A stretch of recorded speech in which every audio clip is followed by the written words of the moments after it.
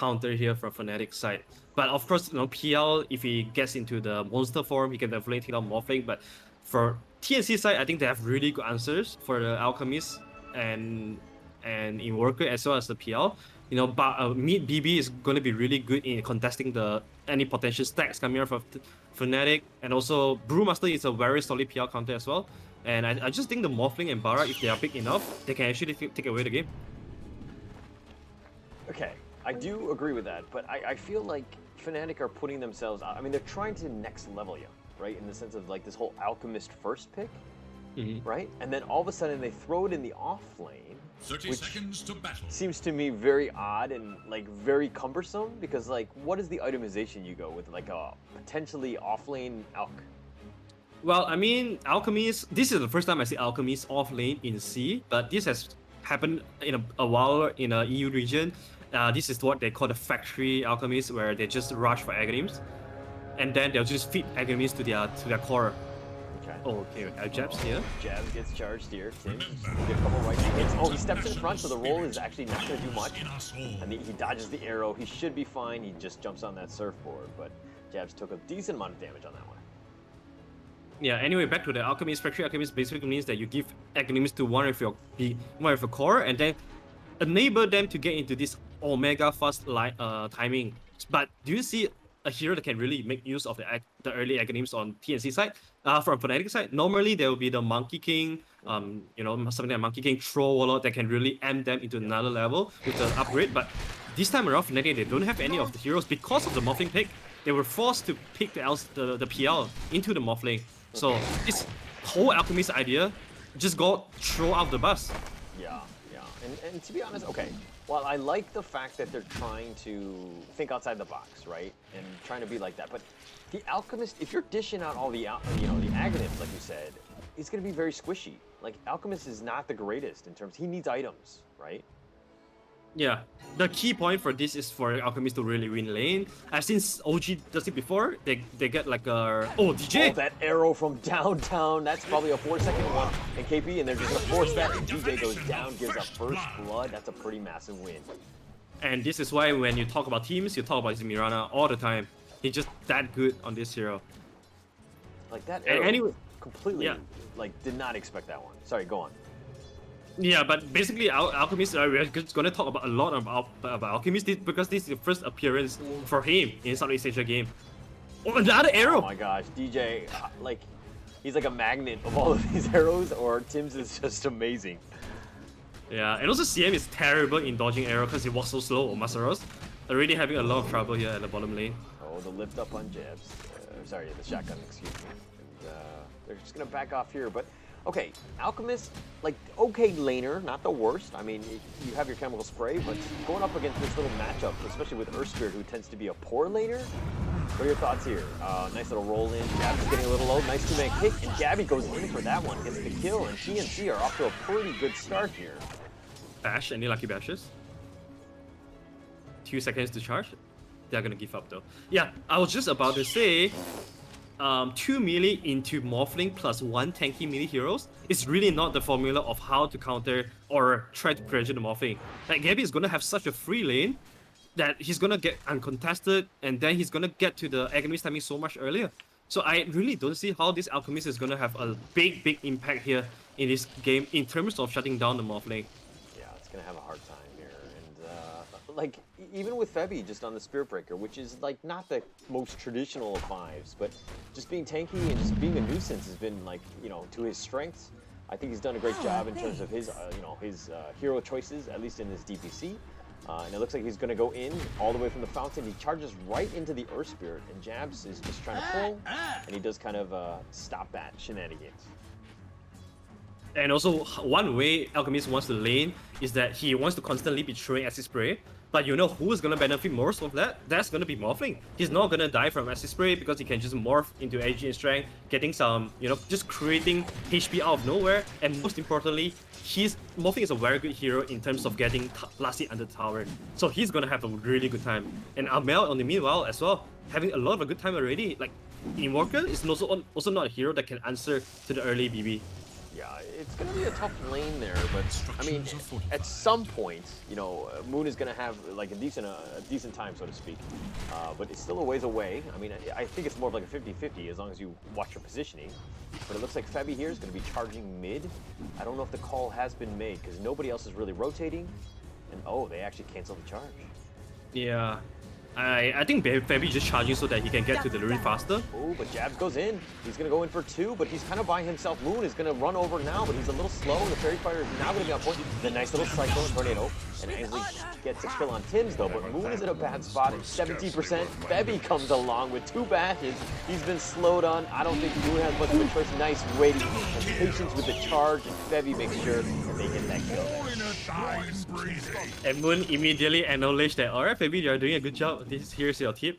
And also, since Mirana died there, he just came back from Fountain, refused the border of Amel. Everything is just so convenient, and which is really bad for Moon because he used the TP before he died. So he's gonna take a wall of shame all the way from the base to the mid lane. So that's gonna give BB like a full wave of advantage. That's why CM also TP down to get some unwanted EXP.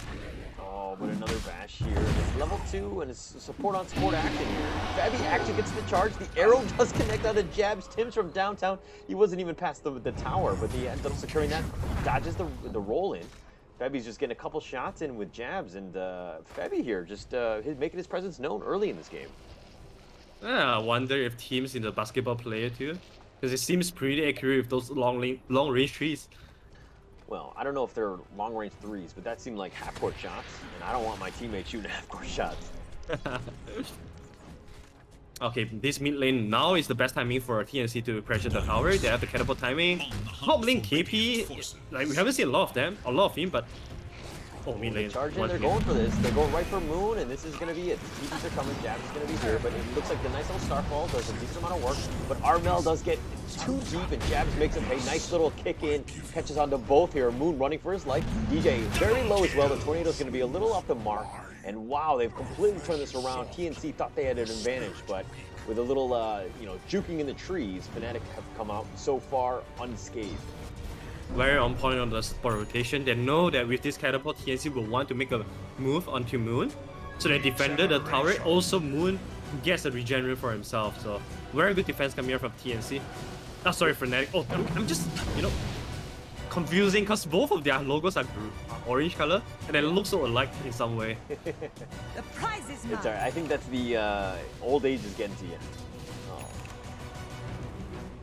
A little bit. A little bit. Alright, but nonetheless, Gabby here, level 6, Mazeros 5. Still chemical spray, but Mazeros still not farming as fast as any of the other cores. He's is that queuing something up that you're worried about with Alchemist? He's queuing out a better Fury too. I was like analyzing this. I see like no good heroes that can make use of the Agonist. Maybe this is a game that Alchemist would just want to. Okay. Raven. He's gonna look to fight this one. DJ's here as well, but Febby getting a little bit low. Can't really deal with the Illusion Army. He's going to TP away, and he does. Thank you, Kyle.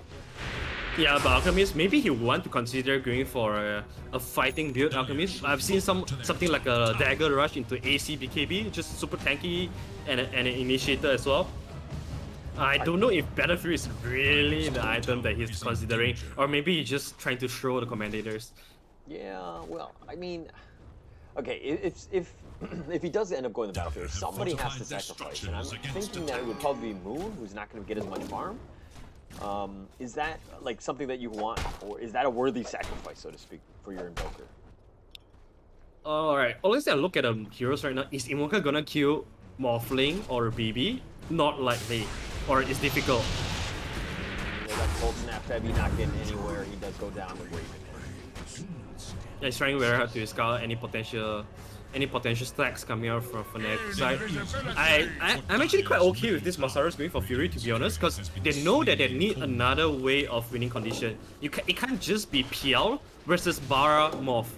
Bara, like, he's not gonna be enough. So someone has to bring in the extra DPS damage. Invoker couldn't do much DPS damage, so it gotta be Alchemist. I think this is pretty reasonable, even though it's definitely unconventional. Okay. And it looks like TNC, though, have taken really the fight to them. Armel, though, is in a bad spot. Tornado, TNC as well. The kick is going to be on point, though.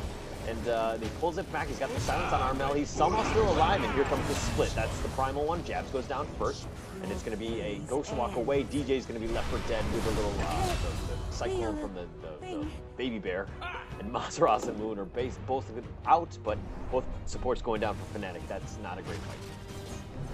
And this is why BB is one of the best heroes to play against Alchemist, because you can always rely on how tanky you are to just charge right into the enemy jungle to start scout stacks. That was a very risky move, but you know, BB is a BB, he pulls out of these fights.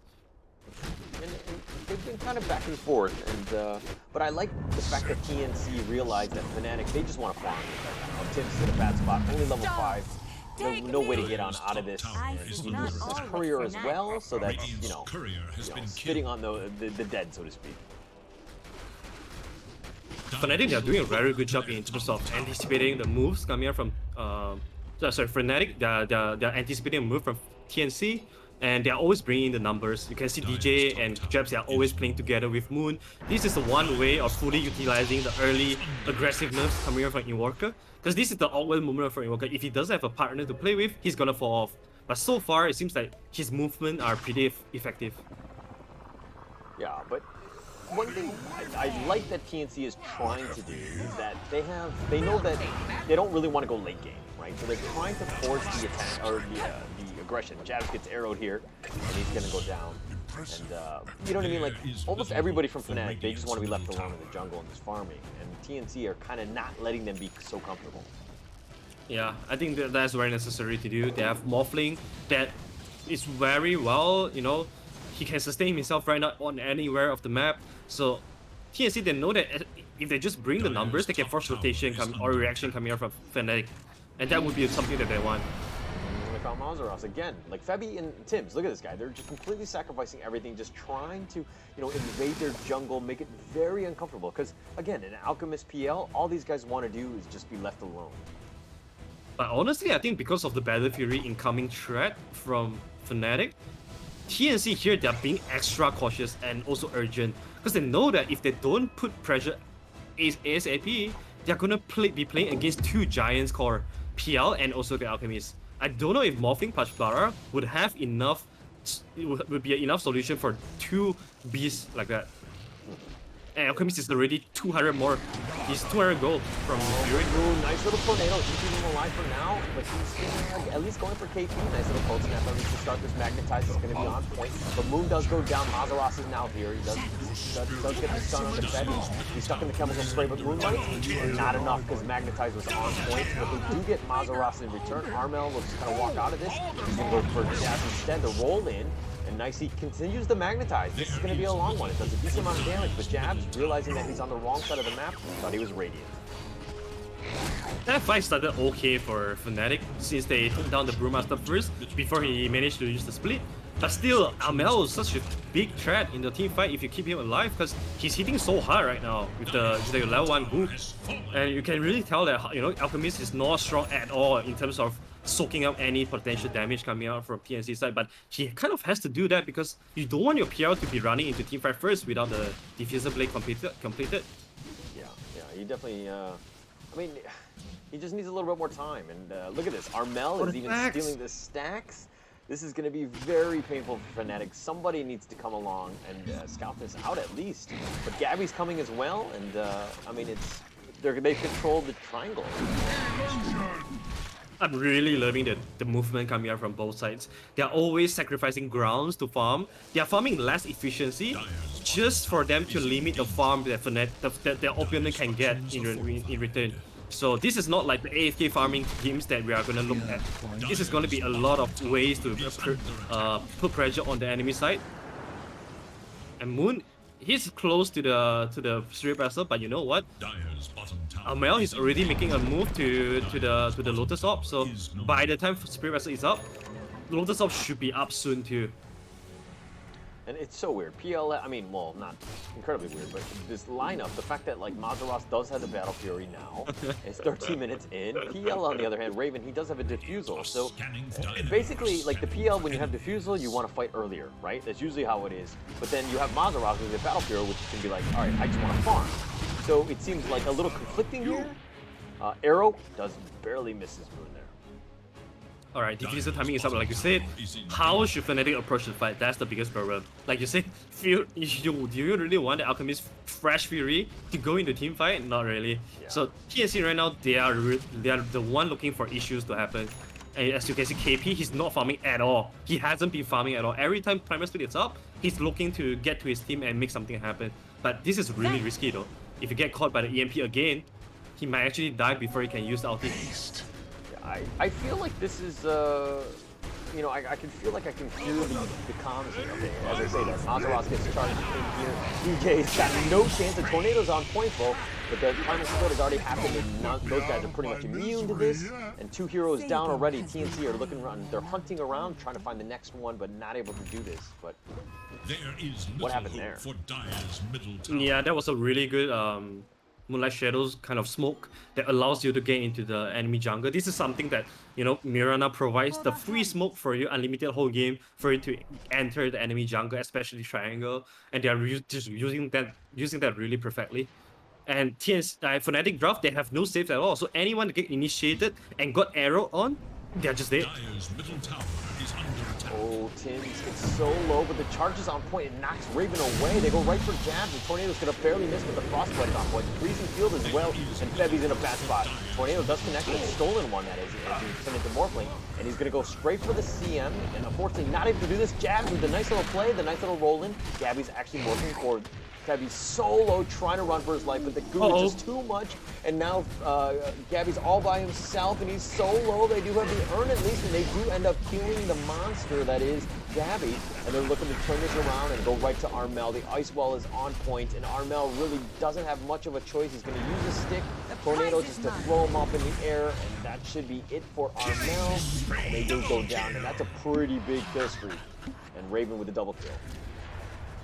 That was a fight without Primal Split, but they, like TNC, they really wanted to take the fight because it was bounty run timing. So they kind of forced it to happen. And Fnatic, they are really smart to just bring the numbers in as well. They know that Brewmaster cannot really join this fight without his ultimate. So this Aghalim's timing is going to be really important for Brewmaster so that he can have the tools to constantly be inside the fight or have the option to fight or don't fight. I mean, he's about 1,200 gold away. I mean, he's definitely closer to it, but you kind of hit a little bit of a brick wall in terms of what TNC has done. They've been thwarted in terms of the defensive by Fnatic, which has been on point. Their team fight has been proven to be somewhat, you know, stalwart in the sense of just having a good defense there, and it's going to be a little bit more difficult. I mean, even Gabby right now, he does have Manta, and he's looking to go Aghanims next. I really like that itemization.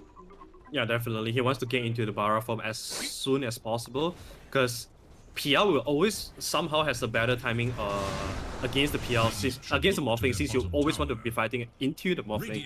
So yeah, he needs something to really further amplify himself. And you talk about defensive, Fnatic, they are definitely very good in counter initiating because their heroes are built for it. PL, Invoker, Osprey, they all like to counter initiate fight. They all want to stay behind and cast some spells. So TNC, they have to be really careful in terms of initiating fights. And it looks like TNC are going to look to steal this Roshan. It's going to be uncontested. Is this a bit of a mistake? I mean, they just spotted it out with the Sunstrike there, but this seems a little too easy for TNC. I feel like Fnatic didn't expect that, but with the help of the BB early on, Goo is a really great tool in taking down like really early Roshans. Fabi got into a little trouble there, but he'll get out with the Bulldoze.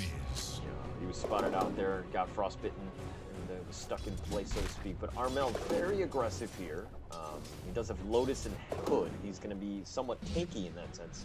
Very difficult to remove, but Mazeras actually goes to the Radiant side and just farms Ancients. Both teams, they are building, you know, answers. Items that can give answers to enemy core. Alchemist is building Silver Age, obviously, for the BB, and also I think I saw BB queuing up the Radiance as well. So yeah, I think a lot of farm are gonna happen here. From Masaris, he got spotted.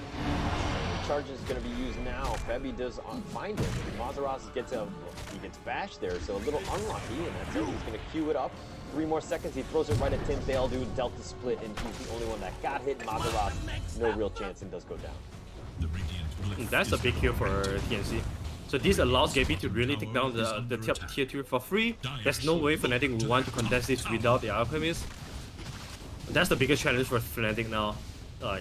Whoever core that they drop, they won't be able to take 4 versus 5 fights because all their cores are so important for them in a team fight. Yeah, and like Fnatic's lineup to me is like they need to just stick together. They need to deathball this and just kind of go in. And right now, obviously, they're trying to pull people away, create a little, take as much farm as they can with the space that is given to them. But I think in the end, you're going to see them at their Super Saiyan mode once they start grouping up as 5.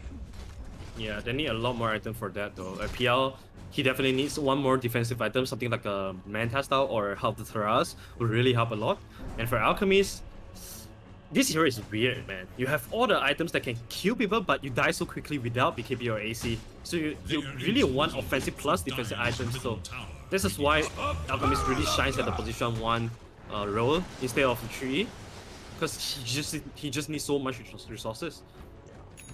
And it looks like Brew has actually gotten his Mag in him, so less than 20 minutes. This guy's been on point in terms of his farm. He's definitely made sure that he's done it. Moonlight's going to be used here. Febby is very aggressively positioned. Is under attack. But he's not actually, he's just going to look to secure that room. Top lane, top bounty run, Gaby managed to get a kill alongside with teams. By the way, I'm looking at the observer weapons for the record. Yeah, same. Okay, TP's away, just barely out. That was super close. Febby is trying to find Mazaros. Mazaros, on the other hand, does have a Shadow Amulet of all things. So he's just going in and out. Charge in. They do have the break. And Febby's just looking to just go in. They've got the Brew as well. No real chance to get away. Mazaros is looking to go down again. Arrow does connect. And they do have the Dust, and Mazaros no real chance. Look at how much damage he takes from Amel, man. This guy punched really hard. And there's no stats item or armor item on them on the Alchemist, so he's gonna take a lot of damage. He completes the Shadow Blade, making his way into the Steel Age for an answer for the BB. But is that gonna be enough though? I'm not sure about that. He can kill BB with that one hit to break his passive, but Alchemist is not gonna stay long in team fight without BKB. I'm like, okay, Mazaros is 0-4-4, and he's died 2 times in the Radiant jungle, and you're thinking, oh, this guy's just feeding or whatever, but if you're looking at net worth, he's actually still part of the game in the sense of, like, he's top 4, right? So he's out farming Moon, he's out farming KP, and the guy is just, in a way, you think that it's, like, feeding, but in a way, it's kind of like tactical feeding. I think kind of. Someone had to die. Great space. Well, somebody needs to create space. All right, here's the splits. They're going to turn this around. Moon, on the other hand, he's been cycling up, and he's been charged here. They do have the targeting on him. Moon will no real chance. Oh, definitely Blast Witch is on point, but the Green Bear is immune to this kind of stuff, and he just throws the rock in, and Moon goes down to the next arrow from Tim's. 360 no skill. Pathetic well. They were Fnatic. They tried to make a smoke with the Shadow Blade for a surprise. Here comes the double call. Oh gosh. Oh, the first charge is gonna roll in. It hits him. Raven's looking to fight this one. And the second charge, and they have their shenanigans. This is textbook TNC in terms of how they want to play this. Gabby then charges away, goes for DJ. And this is the beginning of the end, maybe? I don't know if that is true, but this is definitely the beginning of the fun that TNC are getting. This is just gonna get funner and funner for Gaby, especially when the Budos have higher level and he gets more stated resistance coming out from the Budos, and of course from the charge as well. Like you're just gonna see 2 cows charging the entire map to get kills, while the tanky BB and Brewmaster are gonna stay together and take towers.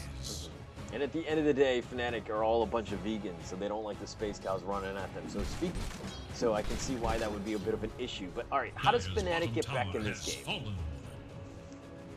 Well, I mean, they still have the PL for an answer for Morphling, just that he needs a lot more time right now. He definitely cannot be the counter for now. And also Alchemist, theoretically, he can become the beast, the late game one, and they will have 3 cores on Fnatic side, so seems like going for late game should be what they're aiming for right now. Okay, alright. But what do you think about the Shadow Blade pickup by Mazaros? Is that really the item you want? Middle tower is under attack. COH, yeah, I guess that's gonna work. I mean, since somebody have to get it. So, yeah, somebody have to do it. mean, it kind of sucks just because of the fact that you have like the Invoker as well, so people are going to be just inherently going to be, you know, carrying around a lot of dust. So that seems to be a little bit of an issue here. But Gabby here and Febby, they meet again in the middle. And I feel like this is a better love story than Twilight here, these two. Yeah, just gonna, you know, Febby will be like, I'm always by your side. Yeah. I will always be there when you need me. Even when you don't, I would be there. And what's a better move that Febby can do right now? There's really nothing. Dyer's And middle it kind tower of is solves under attack. what, you know, the Spirit Breaker kind of falls off in the end, right? He's great early mid, and then towards the late game, he's kind of like a little underwhelming, especially when everybody's got BKB. But when you've got a Dyer's Morphling and the middle tower is secondary under charge attack. and like this potential combination that they've got, it makes it very difficult to play with because you don't expect, I mean, one cow you can deal with, but two, then you got a problem. Yeah. Alright, seems like KP, his smoke gonna break here. I think he knows Matsuri's in the tree. Vision. Oh, the arrow is on point. Oh, there we go. The two dusts just in case. He double bagged. Margaret down again. You know, this is fun. Febby can be however poor to be, but as long as as long as he maxed out his skills, he'll be completely fine. Which in this case, he has already maxed out the Bulldoze and charge. What do you think, like, if they went, I mean, Fnatic that is, if they went any other hero as an offlaner, I think that they would have a little bit more success than they're having in this game. Dyer's It's the risk of running an Alchemist first pick, right? If you don't have to, you know, if you don't have the perfect scenario for you to abuse the Aghanim's rush, then it become these kind of games where you're kind of, you know, everything but none. Oh, they dodged the Gabby, but the roll in, they do get in the charge, and here we go, the BKB as well, and Gabs goes down, Gabby just right clicks away. Febby's there, they've got Moonlight as, you know, covering the retreat, so to speak, if they want to, but this is almost like every single time he charges in, BKBs, and he's just gonna kill your hero. That's okay though, actually, because they managed to force the BKB charge from Morphling, so I think that's quite well worth it. This gives Fnatic a bit of window for them to make something happen, since they know that Morphling doesn't have the BKB for quite a while, for 30 seconds. I mean, the charge, like, but you lost DJ, you lost the top T2 and the mid T2, so it seems like a pretty, like, you know, not the greatest of trades for Fnatic there. So I'm a little concerned with just how much of, like, their real estate that they're giving up for that single BKB charge. Yeah, that's true. They're losing a lot of ground here. And as you can see, Amel is very, very close to the Radiance. That's going to be a problem here. Raven is just trying to do some work, but even with, you know, this guy who's got, like, Lotus as well, just makes it very difficult, even for these illusions. And Raven has a long way to go. This guy needs to get 6 slotted, maybe 7 slotted with the Scepters, that hopefully Mazaros will start handing out like candy. Don't know if I don't really see when is Masaros is really going to build the Aghanims, because he's going for the fighting build, right? The carry / fighting build. So he's gonna need a lot more items for him to get into the full form of it. So Aghanim should not be so soon. It should be something around 45 minutes or 50 minutes. Oh, actually, I was just thinking just both on Like, I don't think that Mazaros is gonna be sharing any time, especially since he's died so many times. That's true. That's fair. And I like how TNC, they are very willing to get an early jam in these kind of games. The roll in, they found KB. They're going to go. Magnetize is in the use. The Lotus is reflecting most of that. He doesn't actually get to split off. KP's down, as well as DJ. So they've got that Magnetize kind of all over. And it looks like the Moonlight is going to be used. They're hunting for Moon. The BKB is going to expire there. And Gabby turns back into Morphling form. He backs off. DJ's going to buy back here. And Raven, they're on the hunt. They want something out of this. They got to get something, especially with DJ committing the buyback there. Unfortunately, Fnatic didn't manage to find anything despite TNC charging in very aggressively.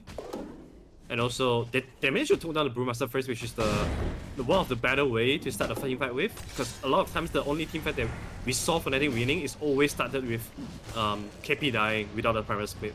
So that should be the formula that Fnatic is aiming for the future fights. And Armel here thinking he's strong, and he can be like, all right, I'm just going to solo Roche. Yeah, they're going to be quicker with this, especially with the amount of space that they provide. If you're looking at Vision alone, everything is so defensive from Fnatic. They really can't get out of their high ground. They've been struggling to get any sort of farm here. It's been like the Armel Gabby show.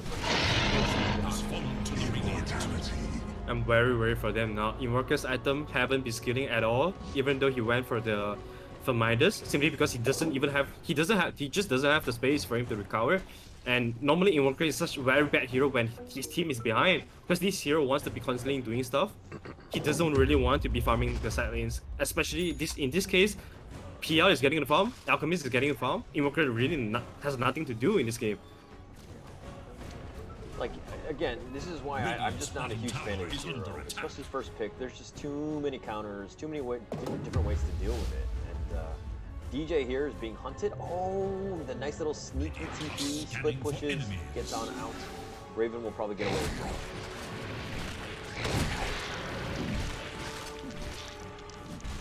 Morphling with the BKB up now. He's going for an E-Blade next, so he will have all the tools for him to burst down heroes really quickly without committing a BKB first. And Raven is going to be really careful here. Raven is building into a Skadi, which is of course very important against BB and Morphling, but it doesn't really increase his HP, his damage output by a lot. So he's going to help him become tanky, help him get to kill BB and Morphling easier, but the thing is his teammate is not providing the damage right now. Yeah, they've been really struggling in that department. Armel, on the other hand, has a decent amount of damage, and it looks like they're going to smoke, try to get some sort of pick off here, but Moonlight is their counter, so to speak, and will pop off at least Raven's smoke, who's just trying to farm these Ancients here. Masaros is still waiting for his BKB now. Like Shadow Blade Fury into BKB. Feels very weird since he's not completing the Silver Age. So the charge has been connects to a decent fight. Here's the Meteor, and Febby will just gladly tank that one. DJ TP's on straight on out, and here comes KP. He's on the hunt. He's looking for Mazaros. And it looks like at least they should get him. Well, yeah, the nice little Cyclone play, little micro play by KP. And it looks like Mazaros with a nice little arrow. Oh, he misses the arrow Tims. When you set it up, he's missed, like he's made almost everything else, and Mazaros puts goes down there, gets blown up. That's a pretty big loss there. their chasing ability are so strong right now on TNC side. Like you just cannot run away. They're gonna punish you so hard. And instantly Gappy is already making his move to the top lane. He's on point. He's gonna go right for jab. Magnetize. He throws him up and he TP's away. He does get away. Whew, that was close. He could have adaptive strike with the Shrine one and then he cancelled the TP, right? Middle tower is under attack. Yeah, I think that was a small mistake there by KB, but it's okay. Not a big deal. You know, I mean, I think you're allowed to say that, not me, but they can find you at Leon Arthur Dota if, you know, if Gabby wants to get some tips on how to play Morphling. I'm gonna be careful. I'm not gonna criticize like that because I don't want them coming at me. You gotta say it, you know? You gotta be courage, man. No. You gotta have the courage, man. You gotta know your role. You gotta know your lane. Know my place, right? You gotta know my place. Oh, they got him. They got him. The BKB's gonna be used. They go right to DJ. That's gonna start things off. No real chance. He gets thrown up. Moon is next on that list. Gabby is just hunting him down. He's got the goo. They're going for Mazaros, or they did, and now Raven is looking to just turn this. They go for the green bear, and I always look at these like the little primal split guys as kind of like Power Rangers because they're also like color coordinated. Oh, Amel!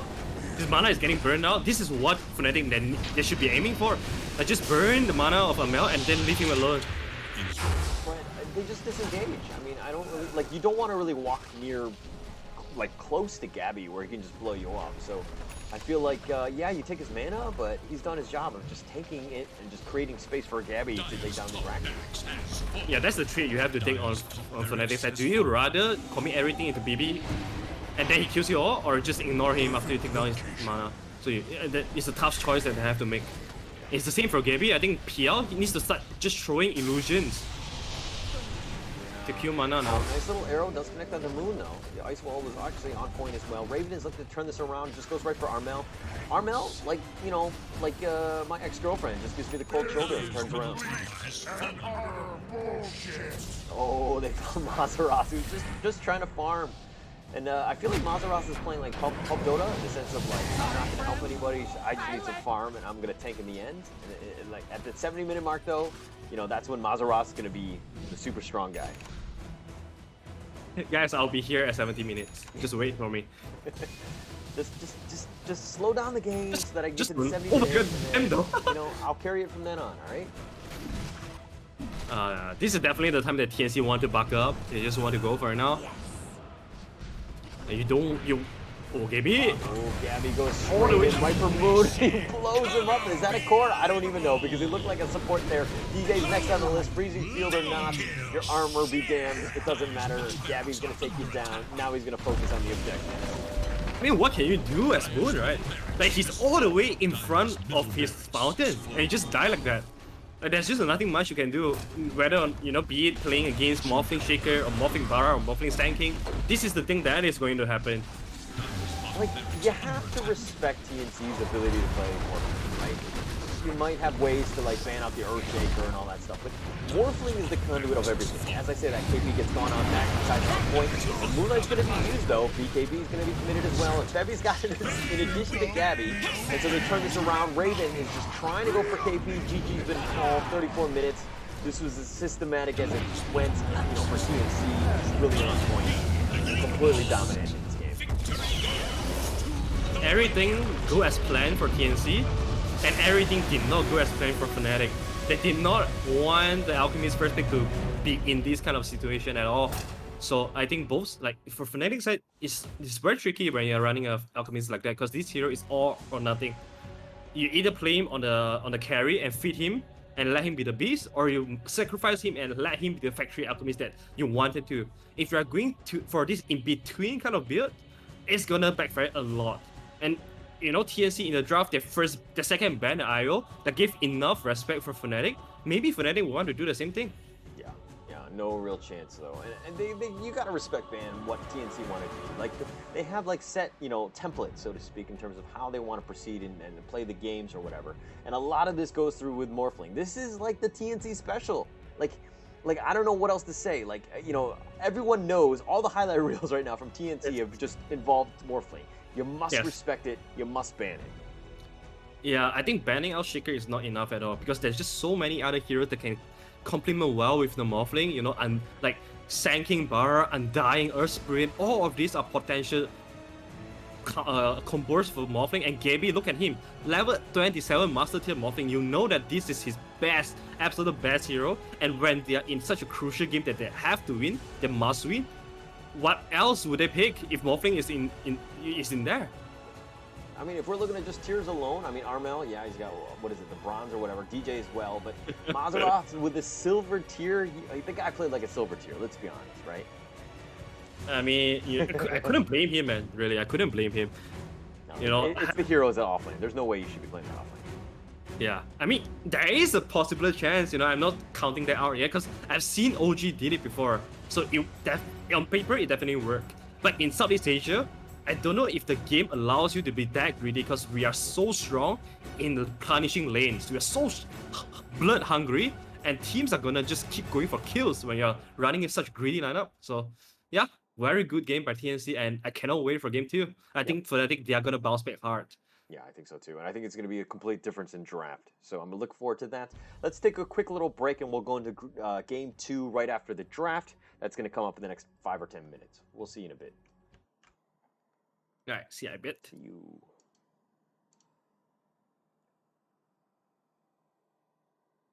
I didn't record that game. Shoot.